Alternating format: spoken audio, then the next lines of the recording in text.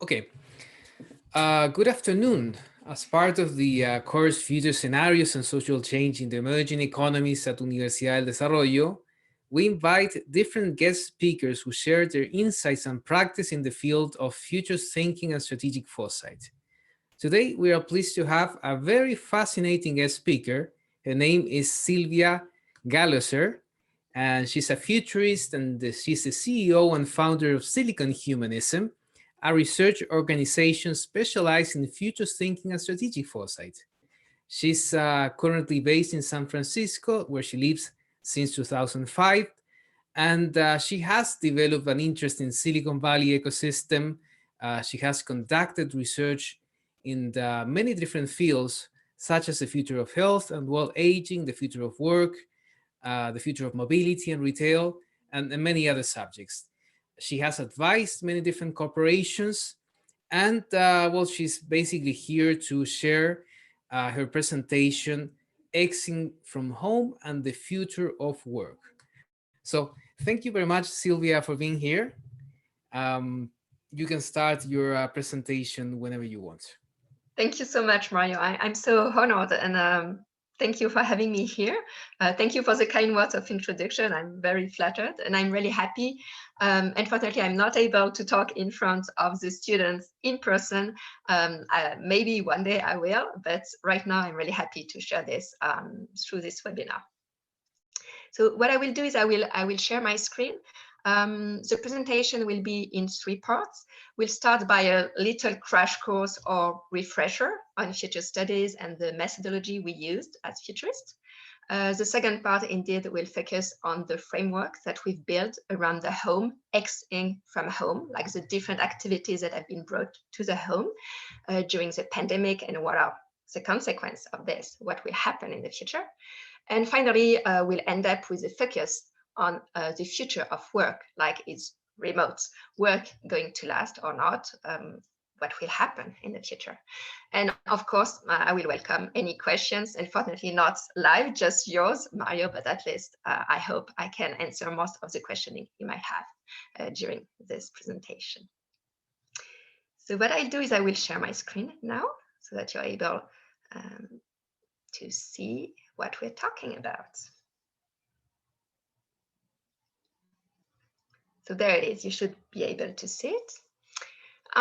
So what we will be talking about are future thinking and strategic foresights, meaning how we use future thinking in our practice to improve our strategic vision and our strategic planning.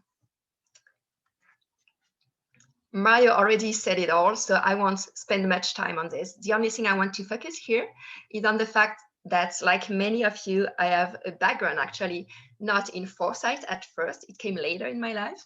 I started in international business, working on go-to-market strategy, on business development, and on fundraising for international startups, meaning mainly European companies coming to the US, entering the US market, and I helped them for years, mostly on adapting their marketing, their product, and finding customers and funding in the US as part of different organisms, mainly trade agencies, and also startups I co-created called Big Bang Factory. And most recently, about 5 years ago, I fell in love with foresight and future thinking, and I felt like I needed to adapt my way to deal with a strategy and a business strategy by including a longer horizon, different visions of the future, scenarios, and not just one short-term vision of business. So I got certified by IFTF, Institute for the Future, and I created a company called Silicon Humanism, a research company, where we dedicate most of our activities to thinking about the future, how technology can improve or sometimes also not improve the future. And I'm working currently on topics such as Mario was saying, the future of work, the future of the home, the future of our social interactions, and so on. So that might be something you're already aware of, but mainly what I wanted to focus on here is the fact that when we think about the future, or I should say the futures, plural, it's different from predicting the future. What we try to do with future thinking and foresight, it's understanding the big picture, or as we call them, the tide underneath the waves. What are the drivers? What is happening below? And we do that with big, complex, comprehending problems. Predictions usually focus on one particular event or one indicator. And what we try to really achieve with future thinking is to see the different perspectives, the different disciplines, the different approach to one big complex transformation. Another big component of future thinking is agency. The fact that we want to take control over what we can do to change or take opportunity over the future. Predictions, on the contrary, tends to make us lose control. We are passive towards the future when we think in terms of prediction. It's like either we're right or we're wrong about the future. Yet we have agency to create our own future. And we can start doing that by creating a map to the future and a roadmap also to the future. By doing this mapping, what we can do is identifying the big areas of opportunities and then backcasting, doing a future back process, like really going back to know what we can do starting now. The third principle, we call it inoculation principle.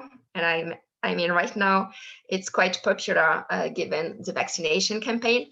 But what we do and what we mean by this is considering a whole range of possibilities so that if they happen, we have prepared ourselves for the possibility that they happen. We inoculate ourselves from plausible futures. If one scenario comes true, then we will be better prepared and hopefully we'll be the first to go there. Fourth, a foresight to insight to action process is mainly what drives us in future thinking. We have to think about it as a cycle. Foresight, a plausible, internally consistent view of the future, will bring us to this aha moment that will really provoke us into action. And then from there, we can build an action plan. And because foresight usually deals with, let's say, 5 to 10-year horizon, the action we need to conduct to build this future might be needed right now or in the upcoming 6 months. And that's, once again, what we talked about when we mentioned the backcasting activity. And finally, and that's something I really love about future thinking, is that it builds up on different skills, on both your right and your left brains. It really helps develop millions of skills like creativity, imagination. You have to have like a taste for humanities, human science, social science. You have to have some mental flexibility, an ability to project yourself and do this exercise. You're stretching your mind to see the future. You have to be practical, but also skeptical sometimes, what we call also urgent optimism. You have also to practice empathy, to have a strategic sense, and I think probably one of the most important, some hope also about the future. So how do we conduct this? What we start by doing, and I think that's something quite fun that you discover when you work in that field, is listening and gathering signals of the future. Depending on your training, you might have different names for this. Sometimes we call them weak signals. Sometimes we call them signals of change. But mainly the idea is always to identify a signal, a small or local innovation that has the potential to grow in scale and to grow in geographic distribution. So that means today we can already see some signals of the future in our landscape. And there's a famous quote that all futurists like to tell. It's, the future is already here. It's just not evenly distributed, by William Gibson. So what are signals? Signals can be very specific examples.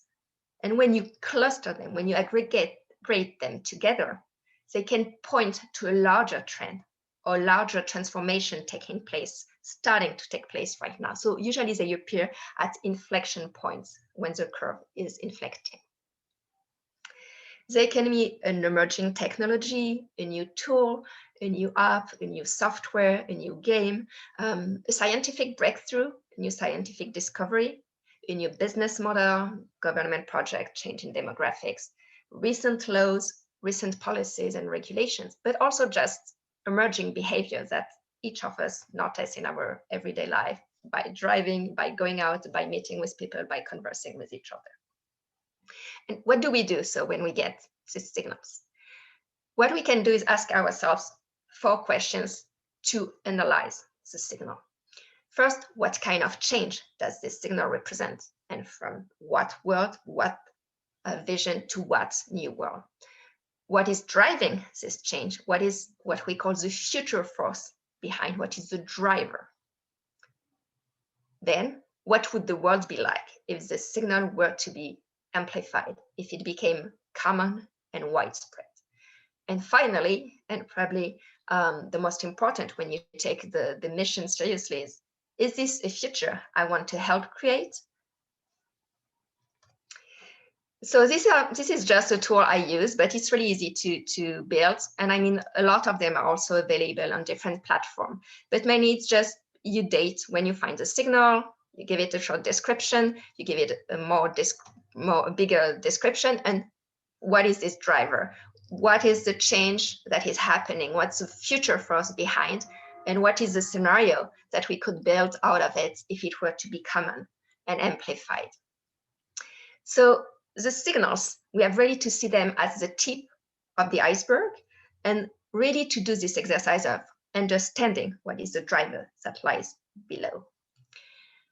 For example, futurists always have in mind some drivers that can help analyze the signal. And I just give a few of them, like climate change, falling fertility rate, end of cash, rise of gender equity or diversity, renewable systems, data-driven health, smart clothing, wearables, you name them. What do we do then out of that? What we like to do is build scenarios that will provoke into action, but also just provoke emotion, provoke thoughts, and provoke the need to go into action. So these are exercises that are quite interesting to do to train yourself, to stretch your mind and your time horizon. Predicting the past, working on our counterfactual memory is one exercise we can do. Think about a decision you made in the past and wonder, what if I made a different decision? How would the past and present have been different as a result? So connecting to the past, but reworking on the storytelling of the past. And the opposite exercise is remembering the future. So working on our counterfactual prospection skills. Thinking about something that could possibly happen in the future, but really go vividly into the details and see how it could really happen to you. And by this, you can use hard empathy, like working on changing the perspectives around an event, trying to figure out how you could personally would feel and do if you were in someone else's shoes. Then you can work on the 5 senses also. What would you smell? What would you feel like? What would you hear? What would the sound be like in the streets in that future? And so on. A very important thing also, bring yourself to think in first person. Don't just invent a world. It's not just about world building. It's a big part of it, but it's not just that. It's also, what would a day in this life be like? How would you wake up in the morning? What would be the first thing you do in that world? Where would you go there? How would you walk or drive there, etc. Other exercise, let me just scan over them, but find 100 ways anything could be different. It's an exercise which is really interesting to do collectively. For example, in a class or in a company, we do it sometimes when we conduct workshops in companies. So you take an event. Usually I like the example of the birthday, because you think a birthday is kind of very ritualized, but you can think of changing each of the variable of a birthday. Does it need to be just one day? Does it need to be in presence of each other? Do you need to have actually presents, gifts given to this person? What is the ritual and how could you change it? And collectively, you can build on each other's ideas and come up with really a lot of different ways to think about a ritual, an event, something that seems so coded and so ingrained in us, but is finally not. Another one that we love to use also as futures is the 4 alternative futures.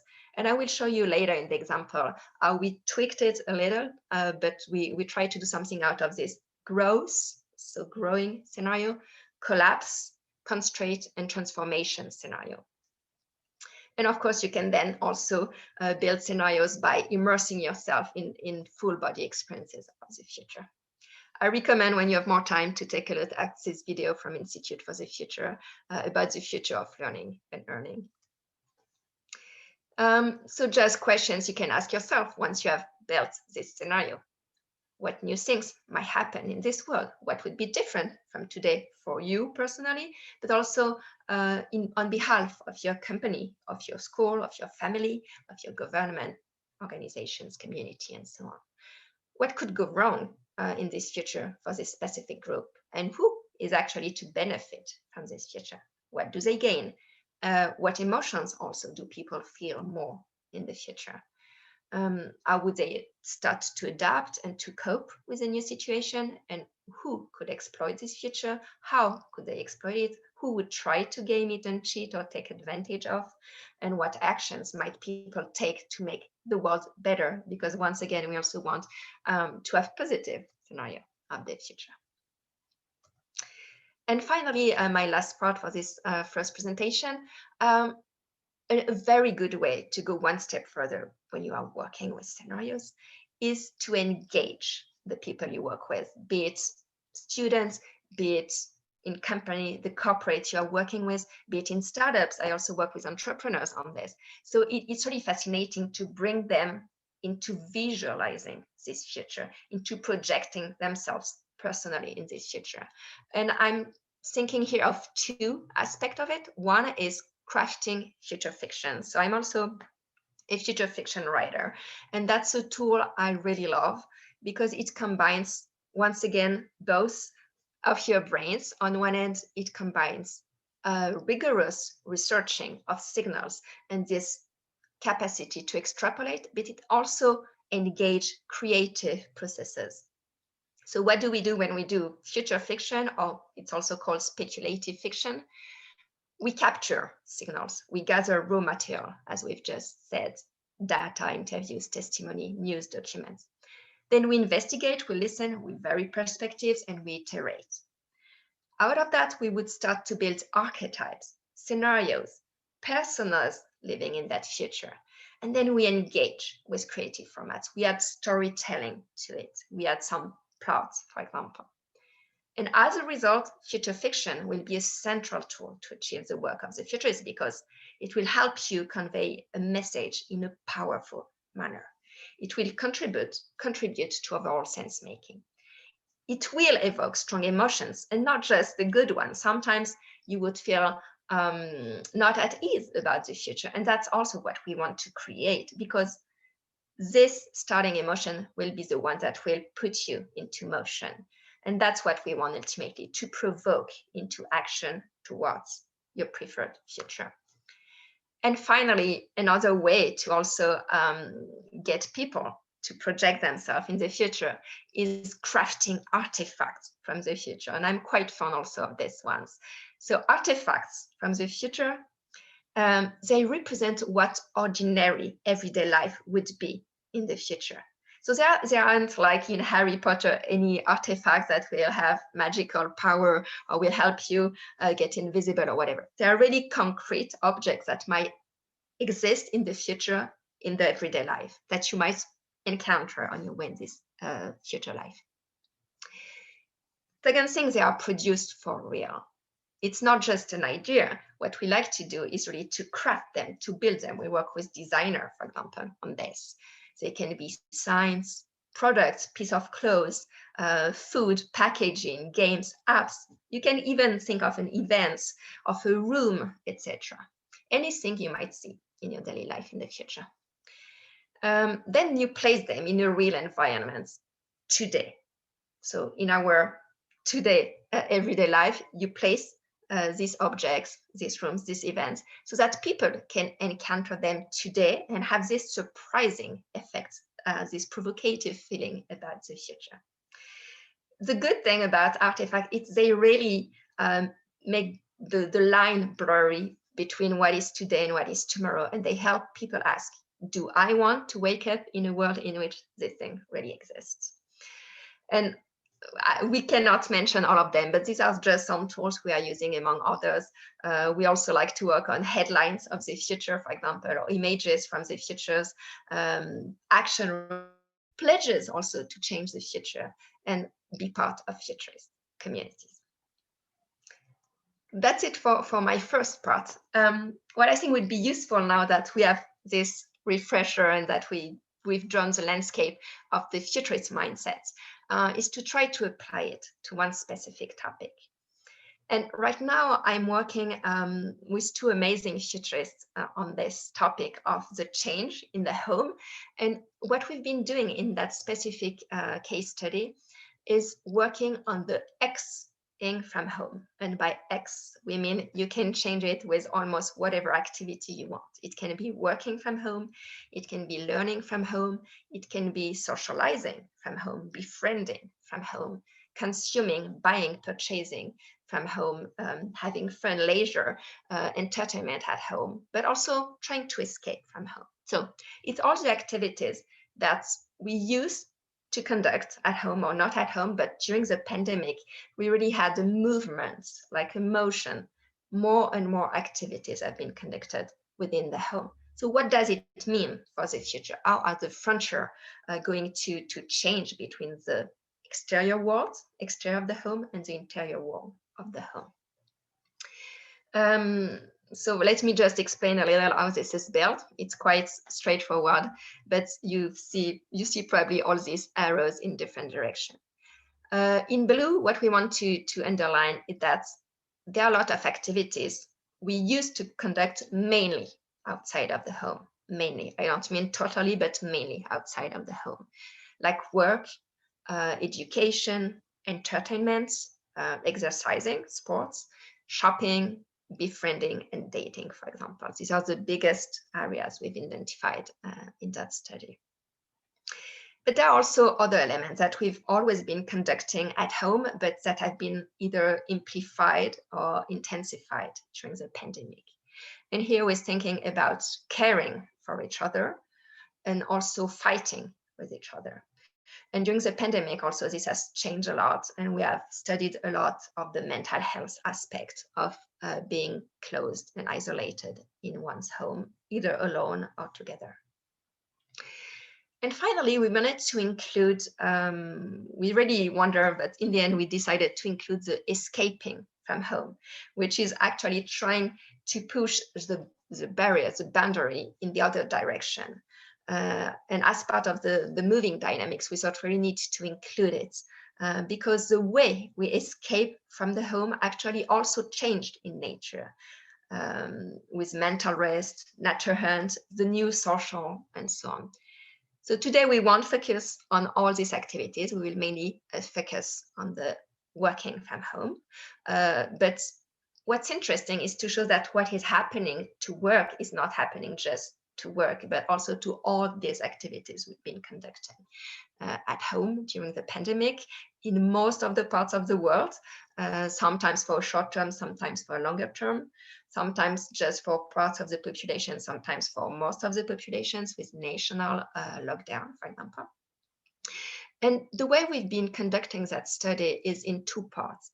The first part, we did an analysis of what's happening in 2020. So what happened before the pandemic and what happened during the pandemic. And the second part is really building scenarios. So what we've been discussing previously, we've been doing the work for this specific activity. And we've built 3 types of scenarios. We could have gone with the 4 scenarios we were mentioning previously: growth, constraint, transform, and collapse. But we thought here, according to the pandemic, there were actually 3 big scenarios that we could see happening. The first, we call it back to the familiar.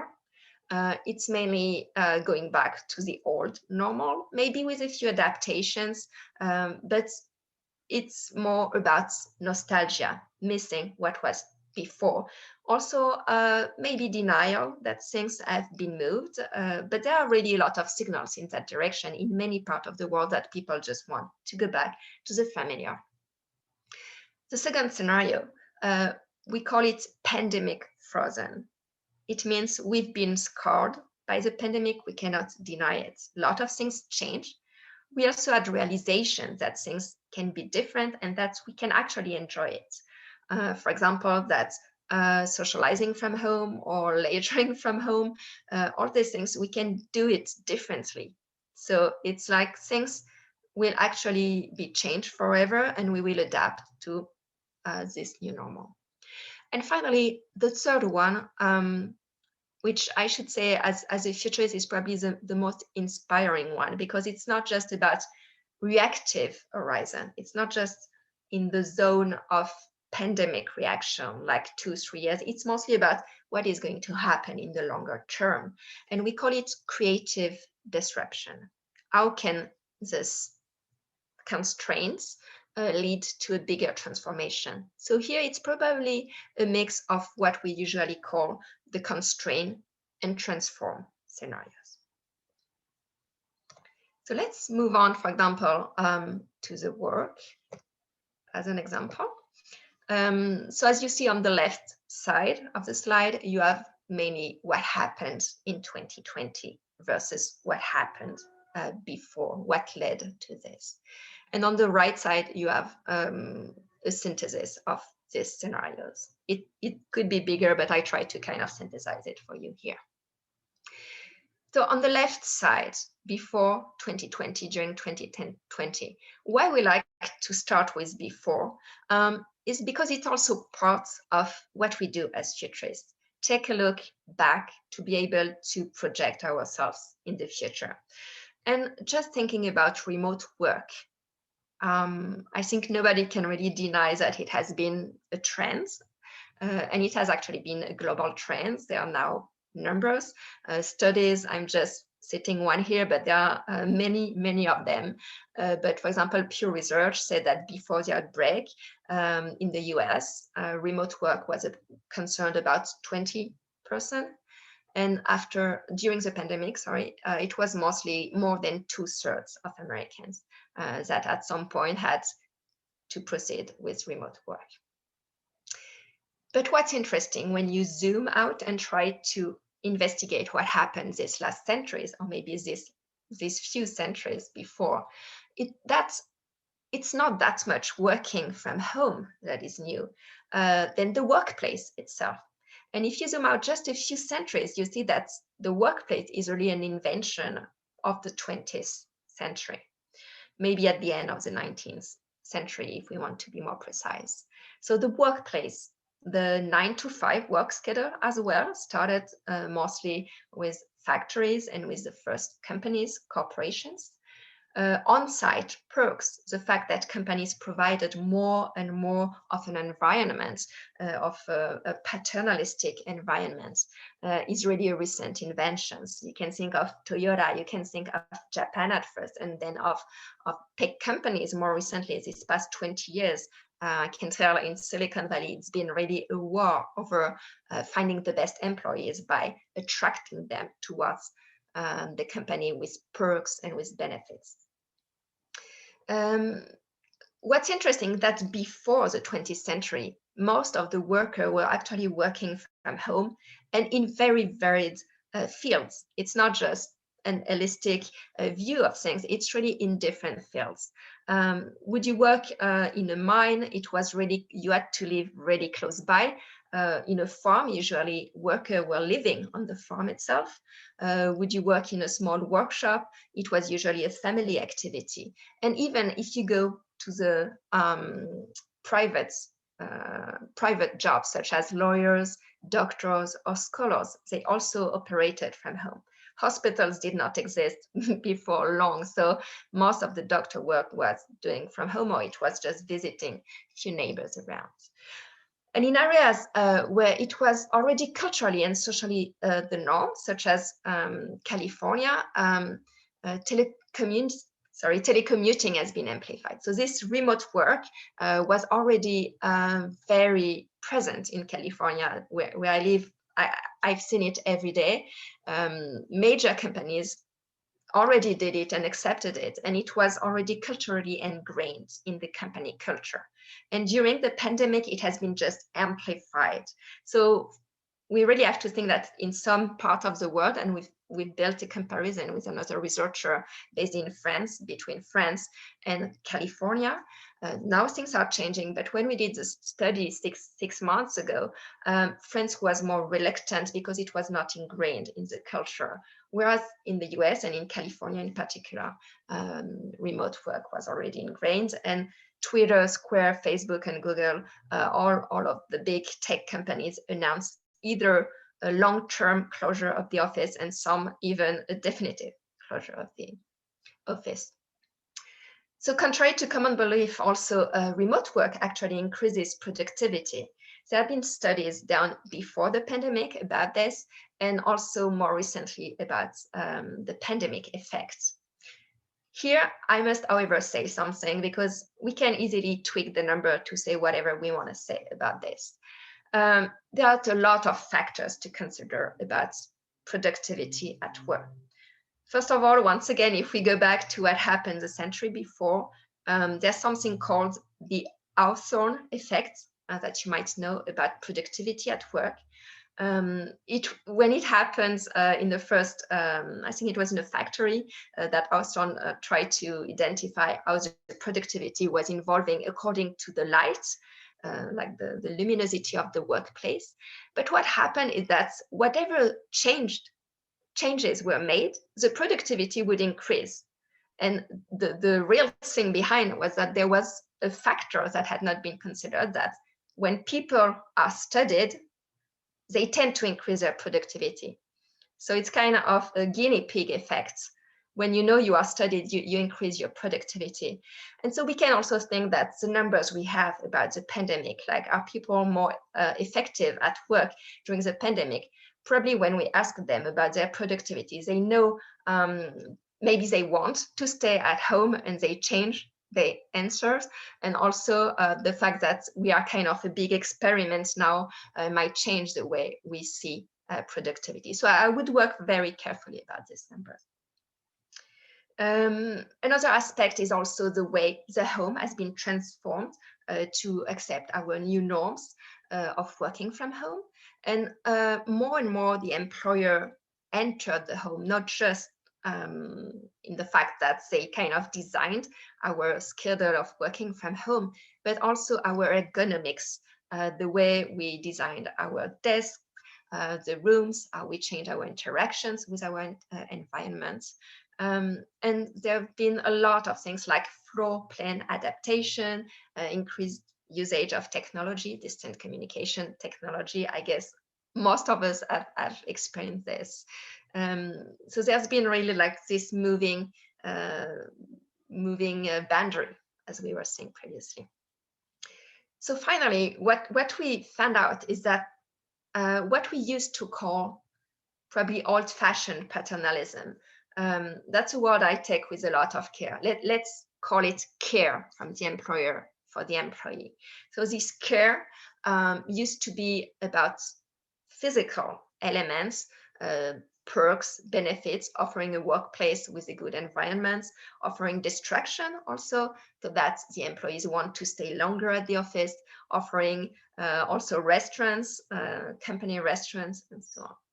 All this has been transferred, or is being on the process of being transferred to the home with other types of perks, improving your home environment, maybe helping you sign up for online classes of relaxation or whatever.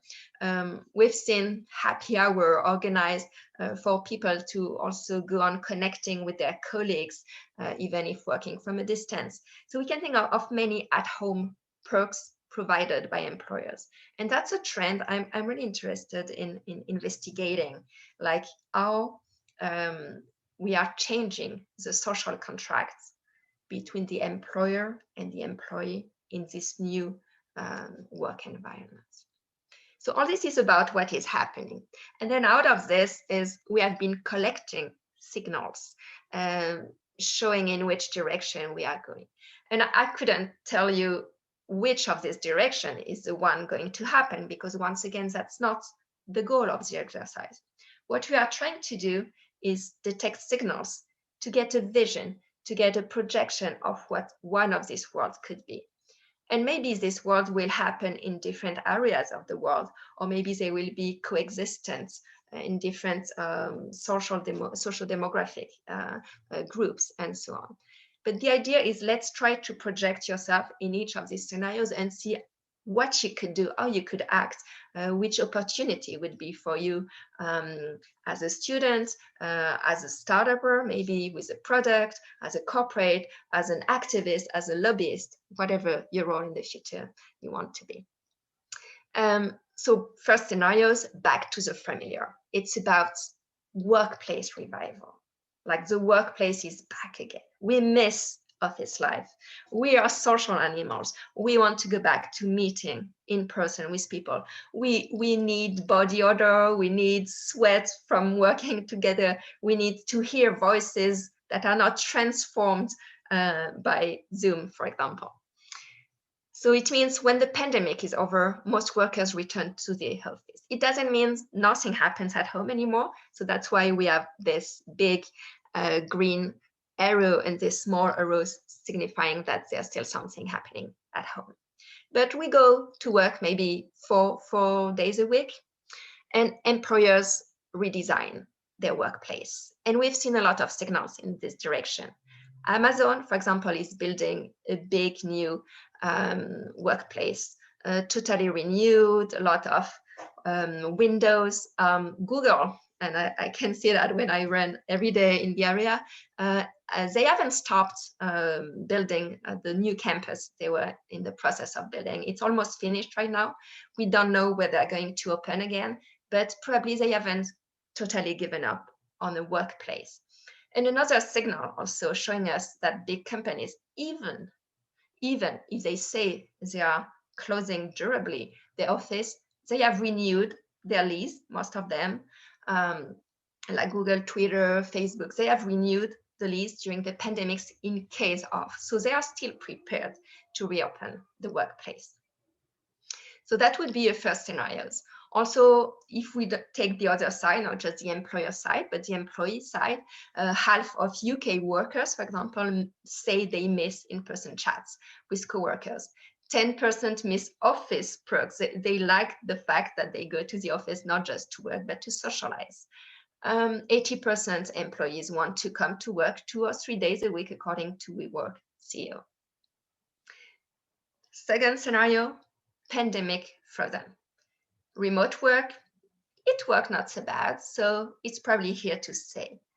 Also, we don't know if there are not other gray swans or black swans coming on the horizon.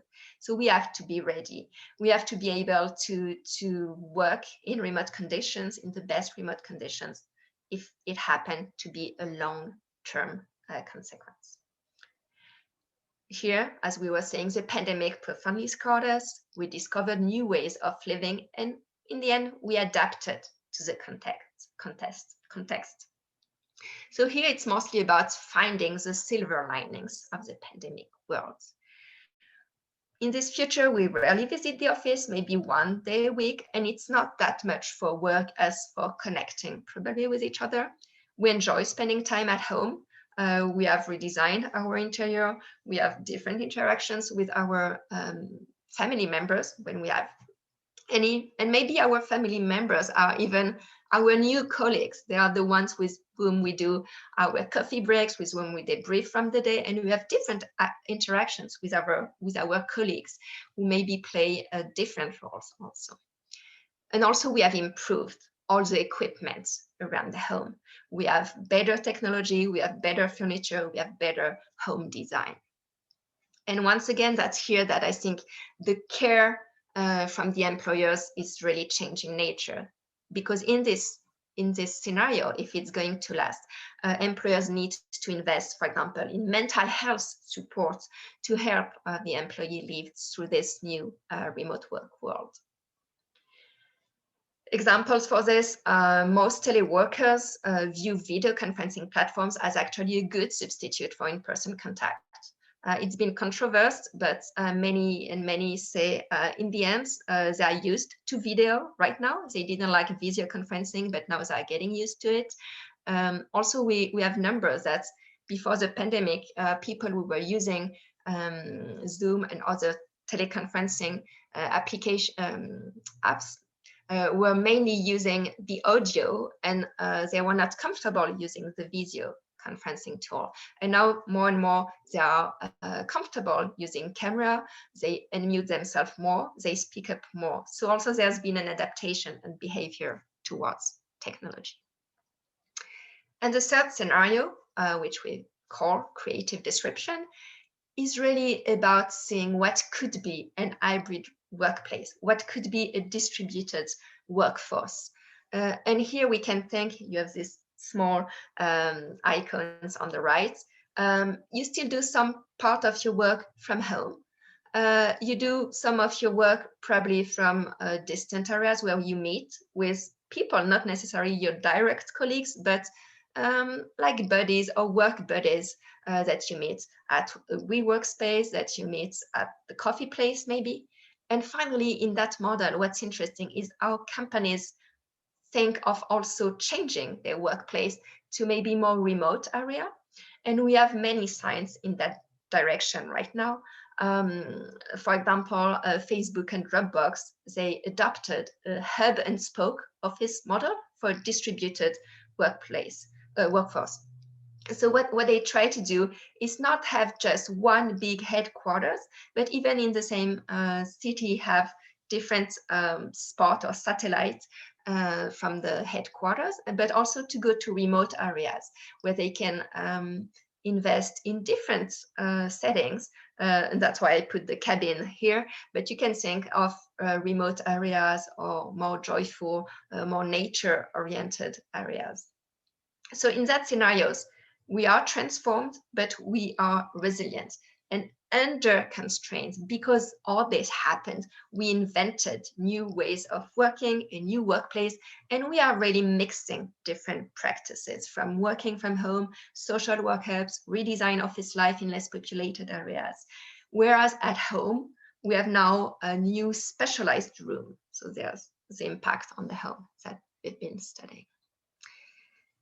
So that's kind of the short version of it. I've also had the chance to work on an article that you can read if you want to go more into details. And also, if you're interested, maybe another time, we've been also investigating learning from home, socializing from home, leisuring from home, consuming, care and fight from home, and finally, escaping from home. Thank you very much, Sylvia. Thank you. Really fascinating presentation. I really enjoy it. I have many questions for you that might be interested for the students. For example, let's go to the beginning. You introduced some of the concepts and the methods of foresight. And I was wondering, because some of these methods, such as futures fiction, they rely heavily on the imagination and creativity. And that's very much different to what many people in certain fields like engineering or economics are more used to, because people who have been trained in business, traditionally in economics or in different fields of engineering, they're more used to think in terms of hard data, numbers, something that can be basically predicted and measured. So in your experience, in your practical experience, how do you do it in order to convince people in the corporations who have this background that thinking and being creative about using their imagination to think about these possible futures is something that is useful for them? It's funny. It's really funny because that's kind of a joke or stories that futurists like to exchange about how difficult it is sometimes to enter new projects, especially I would say in big corporations, and to come up with our methodology. And I would say the first reaction, I'm not lying, is usually like skepticism. It's not the first thing, like, and I can say, my husband is a data scientist, and I can see it every day. Like, it's hard to be taken seriously when your job is like writing stories about the future instead of projection based on numbers. So there's definitely skepticism. But I think when you start to engage people, and they see the effect it has on themselves, it's not once again, the first thing is not a happy effect. It's like thinking about the future is really a disagreeable feeling. People at first don't like it, and that's normal. So we have to reassure them that that's actually part of the process. Usually, to have your project work when you work in a corporation like that, or I do it also a lot with entrepreneurs, is you need to have like a champion in the company, someone who at least believe, like you convince someone, one person first, and then if you gain his confidence, his trust, then he will help you convince the other. But you need that first step. Otherwise, I mean, if you don't have someone internally that supports the process, it's really hard. And then what also I like to remind myself of is the end of the process, and seeing where people, after the exercise, after we've been doing the workshop or we've been conducting a study with them, redesigning scenarios and so on, when I see the results and I see that they liked it, they enjoyed it, and it really changed their vision of things, I think that's what I try to grab it and remember to be able to do it again and again. And the way we conduct it, actually, it's quite creative. And I think also in the environment, people like to have something more playful, something creative, that kinds of lighten up some different parts of their brain. And the way we do it can actually start really rationally, like we would collect signals, we would crowd them, then we can have a randomizer that help you create scenarios or help you cross signals. And then you have someone studying, inventing, let's say, an artifact. For example, we think about artifact, like we're crossing signals, and now think in this future, what could be an artifact? And then you have the other one on top of that, adding to that. And then imagination is really a collective process. And that's where you feel like the magic is happening. And I have really rarely see groups in which it doesn't happen. It doesn't happen immediately, but in the end, it always happens. You just have to let it come. Take So some time. people become creative in the process, and new ideas emerge. Yeah, really. It takes some time, but usually, like, the result is amazing. Does it happen sometimes that maybe people are a little bit attached to the view of how the future should be? So I think about, for example, companies that have failed in the past to adapt to technological change. You probably know many of these cases of companies such as Kodak, for example, or I don't know, Blockbuster, or many other ones that failed to adapt to the new technologies. And without getting into the details of each of these cases, one might wonder if they did any of this, if they actually thought about building scenarios and understanding how things could go wrong, and how many times the assumptions they make about the future, about how people will behave, about the preferences of people, about many aspects that they take for granted might change. So does it happen, Sylvia, that many times you encounter managers or people who have a fixed idea of how people should behave and how so people things should go in the future, and they not very willing to think about, at least at the beginning, that the future might be different to what they are thinking of? Yeah, it happens, of course, a lot. And I would say it happens probably because the more traditional way of thinking about strategy is going from what is happening now and projecting, for example, your product in the future. So you start from now, and then you say, okay, this product is going to evolve, but there's no disruption because it's kind of a linear evolution. And I don't have the design here to share with you, but there's this design where you have a target and you have your product here, and you would think of, in the future, my product is going to be here. So what is going to happen is you will have your action plan to drive it here. Whereas when we do the future back methodology, you will think of, oh, I want my product here, and now let me backcast to come back to the present, and this is my new action plan. So most of the time, what the manager do is they think of this way to go and not of this way to go. So it's hard to have them move to here, like think the other way around. But it's part also of, I think, our strategy is taught today. And once again, I come from business strategy, and we have different methods of doing strategy. It's mostly about planning from now, what are the next steps? And we don't think that much more than 3 years ahead. So I think that's when we come with foresight in these companies, we can tell them, okay, now let's forget all about the way you do it today, and let's think of what vision you want to go to.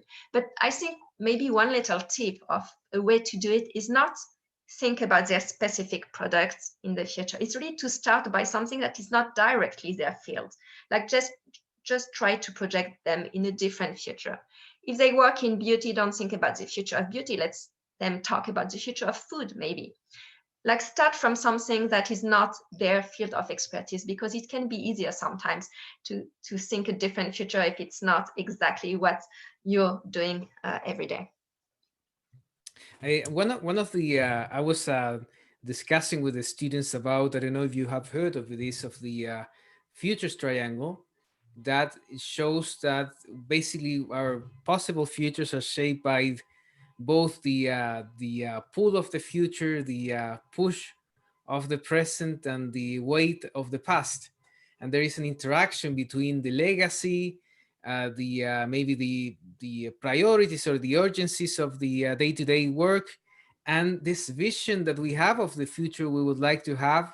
That basically sometimes it's difficult to focus on the future when we are basically trying to survive in the present. So how do you feel, how do you see what might be happening today with the pandemic, when maybe some companies have moved to the survival mode and they're just struggling to survive, and maybe it's a little bit more difficult to think about what comes next? Do you Yeah. think this is something that is happening? Yeah, it's really hard. Like you said it, like with the word survival, it's mainly what we could call a Maslow hierarchy of needs for corporations. It's mainly with the pandemic, we went back down to the bottom of the pyramids, going back to survival. And we have not completed current needs. When companies are just about survival, of course, this is not the right time to tell them about what they could be in the future and how they can build a better future for humanity or whatever. I mean, we have to be realistic about it. Right now, we are in the reactive zone, like reactive to the pandemic, just short-term reaction. I mean, there are also different levels of advancement depending on the business and how they were affected. Some of them actually benefited from the pandemic. And I think they are probably the ones that can help us build scenarios, better scenarios for the future, whereas some are just at the bottom of the pyramid, and the priority is really to help them now go up the steps of the pyramid. So I would differentiate like according to in which field you are, how much affected you are. But let's take, for example, the travel industry. On the one hand, they've been deeply affected by what happened recently, because most of travel just stopped, and they had to review their pricing models, they had to review their processes, hygiene processes, onboarding on the planes, etc. So everything has been totally reviewed.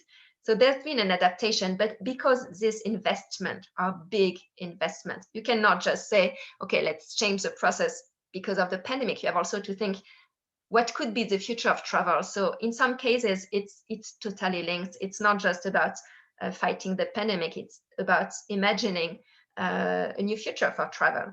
And I'd say in a sense, the good thing is that because like there's less volume of travel right now, it's also the good time to kind of renew and to change the way we have an airport experience, we have an aircraft experience, and so on. So I say in some cases, it's also the right time to start thinking about the future. It's a time for reinvention as well. Yeah, It's a exactly. time for re-emerging and creating something completely new. That's Definitely. fantastic. I guess you work a lot with tech startups, and I imagine that many times you can experience that certain people are basically imagining a completely new future, while many of us might be still like living in the present. So I guess, don't you see that happening sometimes? Like there are people who are actively creating or shaping a new future, while probably many other people, or just most of the people, might be just living in the present, while not understanding that a new future is already emerging, and some people might be stuck in the past as well. So do you feel sometimes that we are basically living different times, and some people are more connected with the future in the way they think and in the way that they are shaping, imagining, and creating something that will become maybe nowadays sounds might look a little bit weird or maybe too niche, but maybe in the future it will become a mainstream. Yeah, definitely. I think we are all living at different speed and different times. And I think the difficulty, it's probably one of the most difficult, one of the biggest difficulty for humankind is to align people on the same horizon. So that's part of our role. I really see the role of futurists as our mission of evangelization around the future at two levels. One is really helping companies and individuals stretch their horizon. But the second one, and probably even more important, is to align people within a company to think together around the same timeline. And I don't mean it means never look back at the past. I think looking back at the past is a big component of being prepared for the future. But I mean, most of the issues are, and I talk once again maybe more about tech startups, but it's really about aligning the values and the purpose of the company.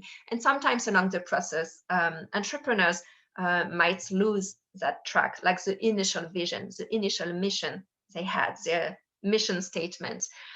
Because just one example, when the CEO is looking for funding and is starting a fundraising, it can take just 1 year or 1 year and a half just working about that and not even that much about the product, about aligning the visions. There's kind of a disconnect sometimes between what the CEO is experiencing and what the product managers are working about.